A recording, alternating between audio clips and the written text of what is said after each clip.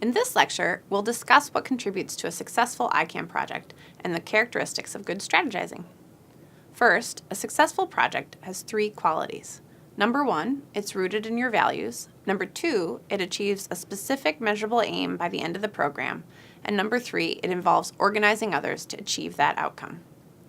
To make good use of ICAN, we ask that you practice the leadership skills in real time. Develop leadership in others. Work with a constituency that has direct interests at stake so you can organize with them. Your project could be nested within a larger project or an organization. Or it could be a first step towards something new that you're committed to taking forward. It could focus on capacity building goals, such as working interprofessionally or engaging others in your community. Or it could target outcomes in the world, like improving health metrics or changing behaviors. This week's assignment asks you to develop an organizing sentence. To do that, you have to strategize. Strategizing is turning the resources you have into the resources or power you need to get the change you want. Strategy has 5 characteristics. It's motivated, intentional, it's a verb, it's creative, and it's nested. First, strategy is motivated. We strategize in response to urgent challenges or opportunities to turn our goals into specific outcomes. We commit to the goal first, then develop how we'll get there. Consider the Healthy Columbia leadership team. What was the urgent challenge in zip code 29203? What was their motivating vision? Likewise, what challenge are you responding to, and what's your motivating vision? Second, strategy is intentional. Strategy is a theory of how we can turn what we have, our resources, into what we need, which is power, to get what we want, our aims. It's a hypothesis that we can use certain tactics to achieve specific aims. We advance our visions through clear and concrete aims. What aims did Healthy Columbia set along the way? What clear aim are you trying to achieve in your ICAM project? Third, strategy is a verb. It's something we do. It's not a noun or something we have. As we work toward our aims, we learn from our successes and failures to adapt our tactics to become more and more effective. We respond to real-time constraints and opportunities. And if we're good at strategizing, we see constraints themselves as opportunities to create urgency to action. Think of Healthy Columbia.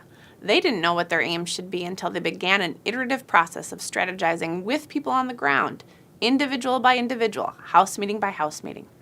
Each action was a small PDSA cycle that helped them continuously modify their approach to become more and more effective over time. Fourth, strategy is creative.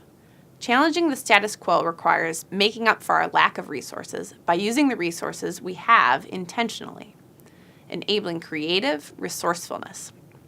Healthy Columbia looked to actors and assets in zip code 29203. They turn the resources of their constituency into power. Remember, power is nearly always dependent on the participation of those who see themselves as powerless.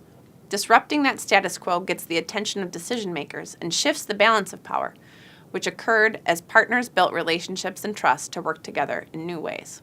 Fifth, strategy is nested. It links resources to outcomes through various actions or tactics that collectively add up to what we call our mountaintop goal or our measurable aim. It's important to view our work as building capacity over time through each individual action. It's important to see the scope, the time over which one's strategizing, and the scale, the ultimate level of impact we hope to achieve. Another way to think about strategy as nested is to view your project work as a campaign within a campaign. A campaign is a way to mobilize time, resources, and energy to achieve our aims. In organizing, we view time as an arrow instead of a cycle. Thinking of time as a cycle helps maintain routine or normal procedures, like an annual budget or seasonal events. On the other hand, thinking of time as an arrow focuses us on making change, on achieving specific aims, on focusing our efforts. A campaign is time as an arrow. It's an intense stream of activity that begins with a foundational period, builds to a kickoff, builds to periodic peaks in which we achieve nested aims, and culminates with a final peak, or our ultimate aim, followed by resolution. This creates momentum strategically by gathering more and more resources as we go. The way the snow that a snowball gathers allows it to get bigger. Campaigns also create momentum motivationally, as early success can create the credibility to make later successes more achievable.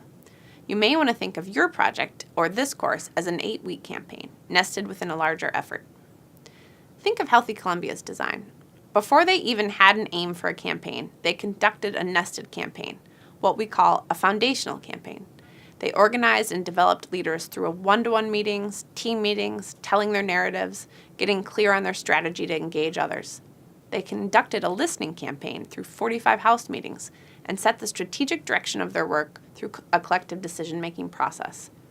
They finally kicked off their work by mobilizing 3,000 stakeholders to sign the community covenant and then take meaningful action in year 1. This reflects a nested campaign that functioned as the foundation-building phase in the broader Healthy Columbia effort. So to review, strategy has 5 characteristics. It's motivated, intentional, it's a verb, it's creative, and it's nested. Good luck strategizing.